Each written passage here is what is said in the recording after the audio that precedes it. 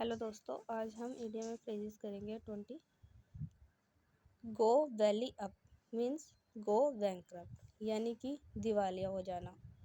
ठीक है, या दिवाला निकलना।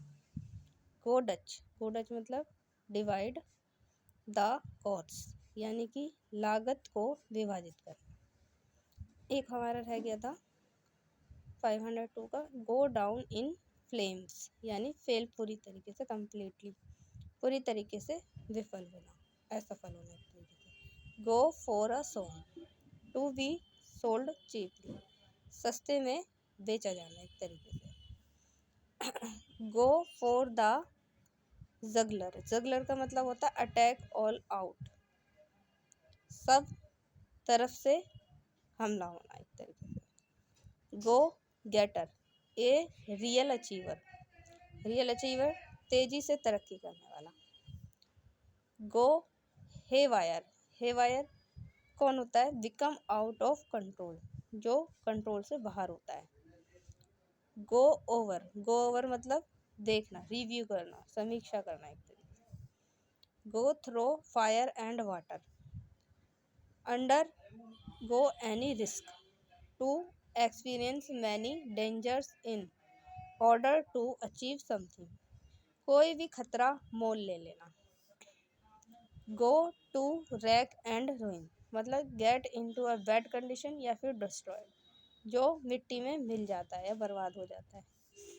गो to the dogs, to be ruined मतलब बर्बाद हो जाना। God's acre, a cemetery beside a church, जो चर्च के पास कब्रिस्तान होता है उसे बोला गया है। गॉड्स ऐप मतलब ए बॉर्न फूल, जो पैदाइशी ही मूर्ख है, बेवकूफ़ी वाली बातें करने वाला। गोज़ अराउंड मतलब चारों ओर घूमना। Going over one's head, beyond one's capacity to understand, समझ से बाहर होना। Got down to business, began to work seriously, गंभीरता से किसी काम को करना। Got on well, had a friendly relationship, दोस्ताना तरीके से या दोस्ताना रिश्ता जो होता है। Got the green light, got permission to go ahead with something, हरी झंडी या फिर अनुमति देना, एग्री होना, सहमत होना किसी चीज़ से। ग्रीज द पाम यानी कि ब्राइब, मुट्ठी गर्म करना या रिश्वत देना। Great minds think alike,